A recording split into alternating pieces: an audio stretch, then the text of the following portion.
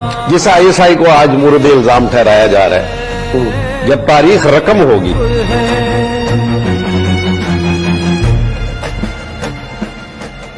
تو کہیں گے کہ آئی ایس آئی نے امریکہ کی مدد سے سوویت یونین کو افغانستان میں شکست دے دی۔ پھر ایک اور جملہ ہوگا، آئی ایس آئی نے امریکہ کی مدد سے امریکہ کو شکست دے دی۔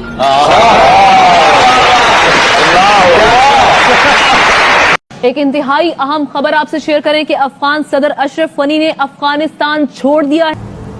کیوں نہیں؟ ہم یہ کہنا بڑا آسان ہے، لا الہ الا اللہ، نہیں ہے کوئی ما سوائے اللہ کے۔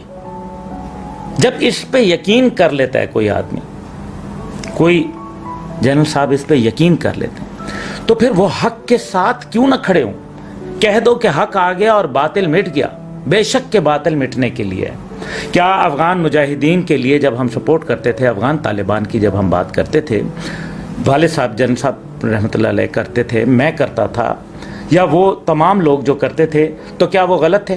آج امریکہ نے، تب تک امریکہ ان کو دیکھیں، ابھی یہ میں آپ کے سوال کا جواب ضرور دینا چاہوں گا، جب امریکہ نے 9/11 کے بعد افغانستان پر حملہ کیا تو جواز یہ کیا کہ یہ دہشت گرد لوگ ہیں، تو پھر کون سی عدالت، کون سی جگہ کے اوپر مقدمہ چلا جہاں یہ پتہ چلا کہ طالبان کل جو دہشت گرد تھے وہ اب دہشت گرد نہیں رہے؟ اس کا مطلب ہے امریکہ تب غلط تھا یا اب غلط ہے؟ دیکھیں، جنرل صاحب کو مجاہد اسلام کا خطاب دیا عالم اسلام نے۔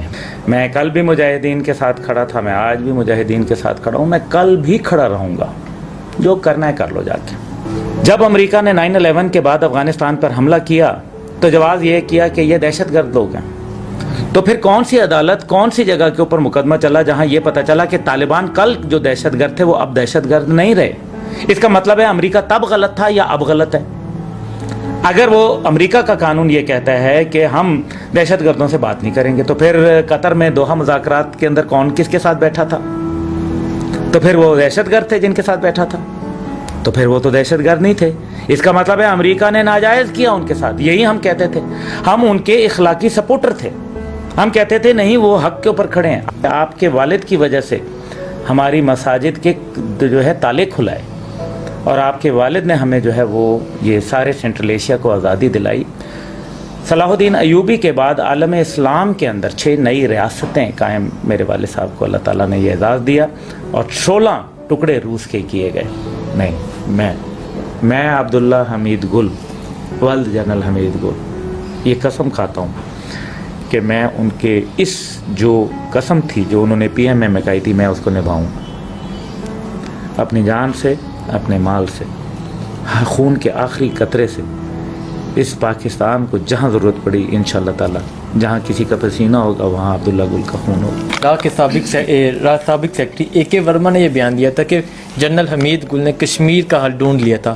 آخر جنرل صاحب کی کیا پلاننگ تھی؟ آپ کو تو پتہ ہوگی۔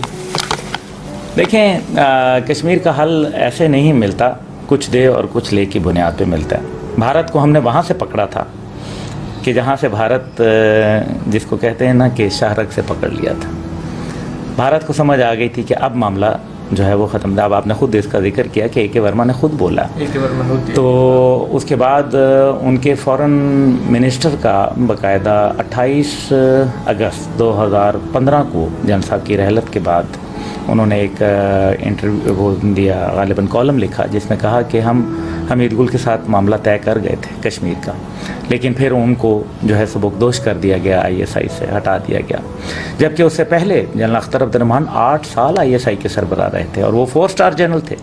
اور مزے کی بات یہ ہے کہ جنرل صاحب 2 اسٹار جنرل تھے جب ISI میں آئے۔ جنرل صاحب نے ہمیشہ اپنے جو ان کا موجودہ رینک تھا اس سے بڑھ کر اس عہدے پہ وہ تعینات تھے، یعنی کہ وہ جب DGMI تھے تو وہ میجر جنرل کی پوسٹ تھی، جنرل صاحب بریگیڈیئر تھے۔ جو ISI کے اس ٹائم پہ سربراہ تھے وہ 4 اسٹار جنرل تھے، جنرل صاحب 2 اسٹار جنرل تھے، میجر جنرل تھے۔ تو یہ اللہ تعالیٰ نے بڑی، جب جنرل صاحب کو اسی طریقے سے دیگر جو معاملات پہ جگہ ملتی تھی، ہمیشہ اپنے رینک سے بڑھ کر ان کو جو ہے وہ جگہ دی جاتی تھی۔ یہ اللہ تعالیٰ کی کرم نوازی تھی۔ اس کے اندر میرے خیال میں سوائے شکر اللہ کا ہم جتنا بجا لائیں تو وہ کام میرے خیال میں ہوگا، کیونکہ فَبِأَيِّ آلَاءِ رَبِّكُمَا تُكَذِّبَانِ، हम अल्लाह ताला की किस किस नेमत को जुटलाएंगे। बात यह है कि जनरल साहब एक मेरे वालदा मेरे वालिद एक नेमत थे हमारे लिए। अब वो दुनिया से पर्दा कर गए हैं, लेकिन उनकी जो बरकतें हैं और उनके जो अच्छे आमाल हैं वो आज हमारे सामने आ रहे हैं, और हम उसी का जो सुनहरी फसल उन्होंने हमारे लिए बोई है वो हम काट रहे हैं। आप उसकी मिसाल हैं। आप यहाँ मेरे पास जो इंटरव्यू करने आए हैं तो आप किस लिए आए हैं? वरना तो इस कॉलोनी में जिधर आप तशरीफ़ लाए हैं यहाँ 40 और जर्नैल भी रहते हैं, वो तो ज़िंदा हैं, लेकिन आप उन जिंदाओं के पास नहीं गए, उनमें 3 साबिक गवर्नर भी हैं। इसलिए बहरहाल मकसद ये है कि ये अल्लाह ताला की मेहरबानी है। मैं अल्लाह का जितना शुक्र अदा करूं उतना ही काम है। अच्छा, ये कहा जाता है कि जनरल साहब ने हमेशा मुजाहिदीन को सपोर्ट किया। हाफिज़ सईद साहब से भी बहुत गहरे तल्लुकात थे, आपके भी हाफिज़ सईद साहब से तल्लुकात हैं, इसकी बुनियादी वजह क्या है? ला इलाहा इल्लल्लाह ये कम है बुनियाद, जो पाकिस्तान की बुनियाद है वही मुजाहिदीन के साथ है। मैं कल भी मुजाहिदीन के साथ खड़ा था, मैं आज भी मुजाहिदीन के साथ खड़ा हूँ, मैं कल भी खड़ा रहूँगा। जो करना है कर लो जाके, जो जिसने करना है कर लो। लेकिन क्या वजह, क्या ये जो तंजीम है लश्कर तैयबा या इन पर पाबंदियाँ लगा दी गई हैं, लेकिन आप कह रहे हैं कि जो करना है कर दो। मैं अभी भी मुजाहिदीन को सपोर्ट कर रहा हूँ। मैं करूँगा। उसकी वजह यह है कि पाबंदियाँ लगाई हैं अमेरिका की डिक्टेशन लेके। क्या हम जहाद का तरगीब कुरान नहीं देता? बोले मैं गलत कह रहा हूँ? कुरान झूठ है नाउज़ुबिल्लाह। नहीं तो फिर जो सच है वो क्यों नहीं? हम ये कहना बड़ा आसान है, ला इलाहा इल्लल्लाह, नहीं है कोई माँ सवाए अल्लाह के। जब इस पे यकीन कर लेता है कोई आदमी, कोई जनरल साहब इस पे यकीन कर लेते हैं, तो फिर वो हक के साथ क्यों ना खड़े हों? कह दो कि हक आ गया और बातिल मिट गया। बेशक के बातिल मिटने के लिए है। क्या अफगान मुजाहिदीन के लिए जब हम सपोर्ट करते थे, अफगान तालिबान की जब हम बात करते थे, वालिद साहब जनरल साहब रहमतुल्लाह अलैह करते थे, मैं करता था, या वो तमाम लोग जो करते थे, तो क्या वो गलत थे? आज अमेरिका ने, तब तक अमेरिका उनको, देखें अभी ये मैं आपके सवाल का जवाब ज़रूर देना चाहूँगा। जब अमेरिका ने 9/11 के बाद अफगानिस्तान पर हमला किया तो जवाब ये किया कि ये दहशतगर्द लोग हैं। तो फिर कौन सी अदालत, कौन सी जगह के ऊपर मुकदमा चला जहां ये पता चला कि तालिबान कल जो दहशतगर्द थे वो अब दहशतगर्द नहीं रहे? इसका मतलब है अमेरिका तब गलत था या अब गलत है? अगर वो अमेरिका का कानून ये कहता है कि हम दहशतगर्दों से बात नहीं करेंगे, तो फिर कतर में दोहा मुज़ाकरात के अंदर कौन किसके साथ बैठा था? तो फिर वो दहशतगर्द थे जिनके साथ बैठा था, तो फिर वो तो दहशतगर्द नहीं थे। इसका मतलब है अमेरिका ने नाजायज़ किया उनके साथ। यही हम कहते थे, हम उनके इखलाकी सपोर्टर थे। हम कहते थे नहीं, वो हक के ऊपर खड़े हैं। आज ऐसे ही है जैसे हम कश्मीरी मुजाहिदीन को कहें कि हम इनके साथ खड़े हैं। क्या बुरहान मुजफ्फर वानी को मैं क्या कहूँ? क्या भारत की ज़बान बोलना शुरू कर दूँ?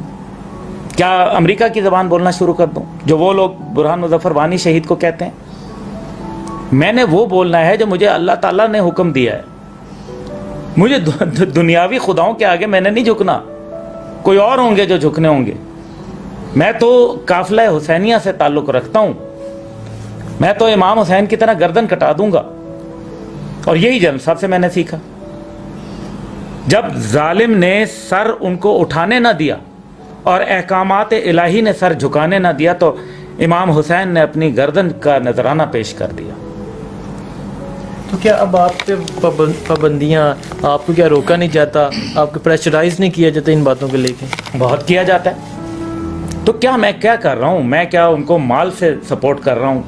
क्या मैं उनको जाके अमलन कुछ करूँ? मैं जहाद में रहा हूँ अल्हम्दुलिल्लाह। रूस के ख़िलाफ़ अफ़गान जहाद में मेरी दाढ़ी मूछ नहीं आई थी, मैं अफ़गानिस्तान के जहाद में था। मैं उस शख्स का बेटा हूँ जिसने अपने दोनों बेटों को जहाद पे भेजा और जो ख़ुद भी गया। और ये नहीं है कि दूसरों के बच्चों को भिजवा दिया, हम खुद गए, शहादत की तमन्ना लेके गए। अल्लाह ताला ने ज़िंदगी रखी हुई थी, मेरे भाई भी रहे, मैं भी जहाद में रहा। आज फिर अफ़गान तालिबान को सही हो गया ना। अब कश्मीर के ऊपर क्या जहाद फ़र्ज नहीं है? क्या कश्मीर जो हमने लिया, क्या जहाद के ज़रिए ये जो आज़ाद कश्मीर मिला, ये हमें जहाद के ज़रिए नहीं मिला? तो हम क्यों घबराते हैं? जितना तुम डरोगे काफिरों से, वो तो तुम्हारे सर पे चढ़ेंगे। اس لیے کہ اور پھر یہود و نصارہ آپ کے دوست نہیں ہو سکتے. میں کہہ رہا ہوں یہ قرآن کہہ رہا ہے. قرآن پاک کہتا ہے. تو بار بار اگر بڑا اچھا ایف ایم چینل ہے 93.6 93.4 صوت القرآن چینل ہے پاکستان ریاست کا, بہت اچھا ماشاءاللہ ریڈیو پاکستان کی ایک کاوش ہے. اس کے اندر بار بار صورتوں کا ترجمہ جو ہے وہ آتا رہتا ہے, میں سنتا رہتا ہوں. بار بار کہا جاتا ہے کہ تم قرآن کی آیتوں کو جھٹلاؤ گے. تو وہ کیا اچھے انداز میں کہا گیا, سختی میں کہا گیا. جھٹلانے والے کے لیے کتنا تو کیا ہے, اگر حافظ سعید کے اوپر عدالتوں نے یہاں اوکے کر دیا, کوئی ان کے اوپر جو ہے وہ جرم ثابت نہیں ہوا, سب نے عدالت نے ان کو بری کیا. آسیہ کو تو کر دیا تو اس کو تو بھیج دیا فوراً. تو پھر جو حافظ سعید کو کر دیا تو ان کو کیا نکلنا نہیں چاہیے؟ کیا اس میں بری بات ہے؟ اور پھر کیا کشمیر جو ہے کیا ڈسپیوٹڈ ٹیریٹری نہیں ہے؟ کیا یونائٹڈ نیشن کی قراردادوں کے مطابق نہیں ہے؟ کیا آرٹیکل 3324 یونائٹڈ نیشن کے کانسٹیٹیوشن کے مطابق وہاں ہتھیار اٹھانے والے کو فریڈم فائٹر نہیں کہلایا جاتا؟ اس کی اجازت نہیں ہے. 4A جو ان کا یونائٹڈ نیشن کا کانسٹیٹیوشن ہے اس کے مطابق وہ لوگ دہشت گرد نہیں بلکہ آزادی کے متوالے ہیں. تو میں ان کو کیا بولوں؟ امریکہ کو خوش کروں یا اوپر میں نے کوئی دکھانا نہیں ہے شکل کہ سراتے جب اس کے اوپر سے پل صراط کے اوپر سے گزروں گا, دوسری طرف آپ صلی اللہ علیہ وسلم جو ہے وہ استقبال کے لیے کھڑے ہوں گے, کیا شکل دکھائیں گے جا کے؟ آپ لوگ کیا دکھائیں گے شکل؟ آپ کا کہنا ہے کہ اب ہمیں جہاد کی طرف بڑھنا چاہیے, اب ہماری آرمی یا ہمیں جہاد کا فیصلہ کر لینا چاہیے. جو کشمیریوں پہ ظلم و ستم جاری ہے اسے دیکھ کے اب جہاد کی طرف جہاد فرض ہو چکا ہے ہم پہ.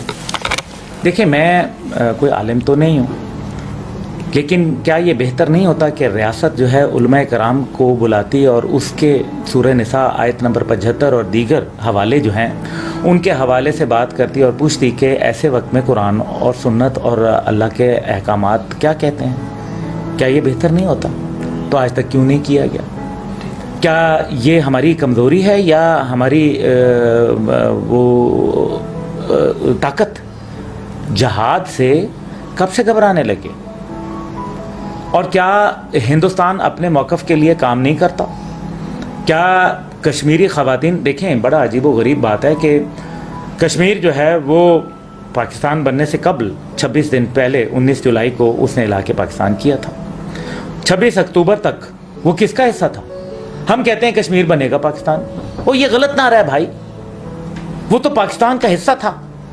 اس کے بعد وہ ڈسپیوٹڈ ٹیریٹری کر دیا. آپ نے بڑا ظلم کیا. اصل بات یہ ہے کہ کشمیر کے حوالے سے ہماری کمزور پالیسی ہے. آپ نے ٹیپو سلطان اور بہادر شاہ ظفر کی مثال دی. ٹیپو سلطان ہوتے تو کیا کرتے؟ ٹویٹ کرتے یا احتجاج کرتے یا ترانے بناتے کہ انڈیا جا جا کشمیر سے نکل جا. چین نے کیا کیا؟ ترانے گائے. لات کہاں ماری تھی؟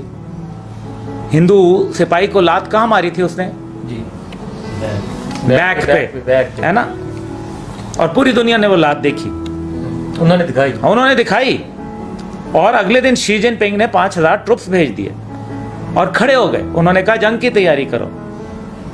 ہندوستان کو پتہ چل گیا کہ آپ جنگ کرنا نہیں چاہتے ان کے ساتھ. جب آپ نے اسمبلی کے فلور پہ یہ کہہ دیا تو اور کیا میں ہندوستان پہ حملہ کر دوں؟ یہ دیکھیں نا, یہ باتیں ہوئی ہیں تو اس کو حوصلہ. پاکستان نیوکلیئر نہیں تھا, کبھی ہندوستان کی مجال تھی؟ کیا کر لے گا ہندوستان؟ فتح کر لے گا پاکستان کو. یہ معیشت کے اوپر بار بار کہ معیشت بہتر ہوگی. بھائی معیشت تو 1971 میں ہماری سب سے اچھی تھی. پھر کیا ہوا؟ پھر پاکستان کیسے ٹوٹ گیا؟ اگر معاشی یہ جواب ہے تو میرا اس کے اوپر کراس کوشچن ہے. تو پھر پاکستان تو نہیں ٹوٹنا چاہیے تھا. تو پھر جب معاشی اگر چلیں فرض کریں اگلے کا چند سالوں میں پاکستان کی معیشت بہتر ہو جاتی ہے, اللہ کرے انشاءاللہ, تو اس چیز کی کون گارنٹی دے گا؟ دے حکومت گارنٹی کہ ہماری معیشت جب بہتر ہوگی تو ہندوستان کی گر جائے گی اور پھر ہم حملہ کریں گے.